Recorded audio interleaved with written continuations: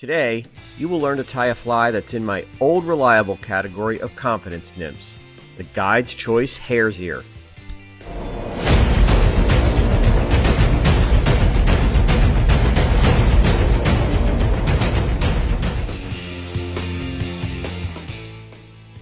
Here's a quick look at all the materials and tools you'll need to tie the Guide's Choice Hare's Ear. You can find the full list in the description, along with direct links to everything shown here. But remember, you don't need to match these exactly. Fly tying is all about getting creative and working with what you have on hand.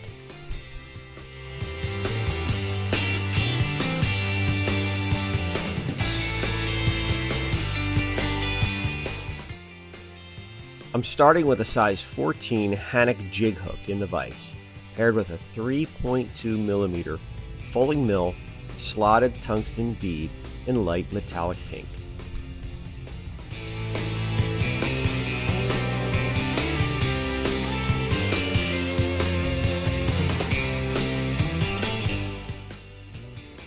Secure the bead by using some lead-free wire and adding a few thread wraps.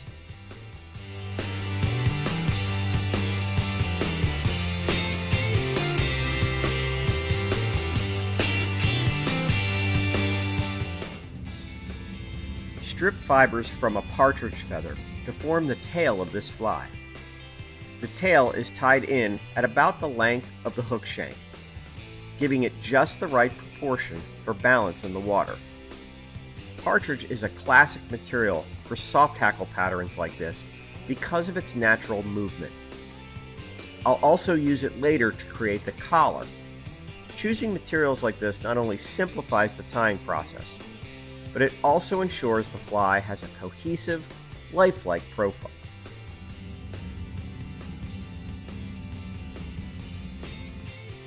Tie in a piece of copper wire. Here, I'm using brassy size.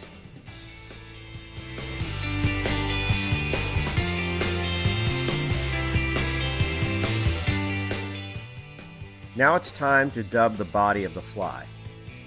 I'm using Nature's Spirit Snowshoe Rabbit Hare's Ear dubbing. Start by forming a thin dubbing noodle on the thread. Once the dubbing is in place, begin wrapping it forward, building up a slightly tapered body as you go.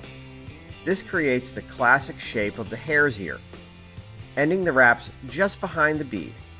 Then, counter spin the wire to create the ribbing.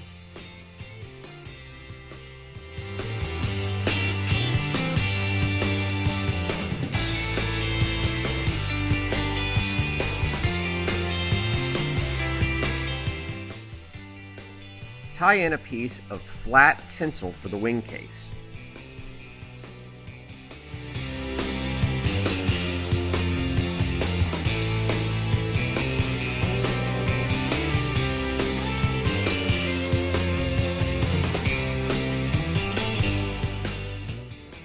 Pull off one strand of peacock curl and snip it at the tie-in point.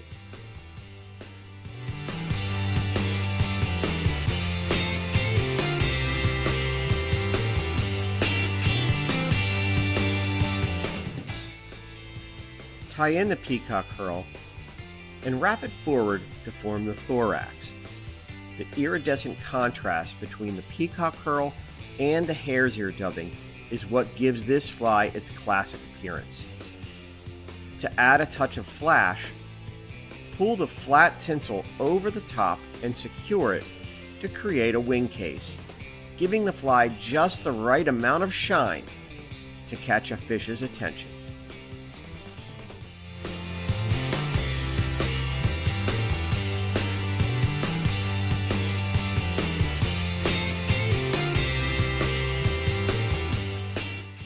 Form a dubbing loop to create the collar. For this step, I'm using a partridge feather. Splay the fibers and insert them directly into the loop. This technique lets me control the length of the fibers, ensuring they form a nice spiky collar. Once everything is in place, spin the loop to lock the fibers in, and then wrap them forward, evenly distributing the partridge fibers to give the fly lifelike movement in the water.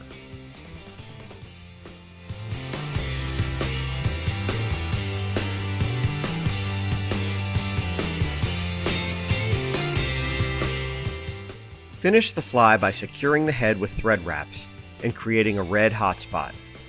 This small detail can make a big difference, acting as an added trigger for fish.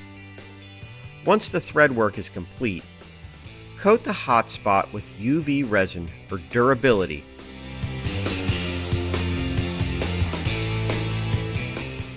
Thank you so much for watching. If you enjoyed this video, don't forget to comment, like, and subscribe. Check out troutstrike.com for more fly fishing tips, tricks, and techniques. Now it's time to step away from your vise and get out on the water.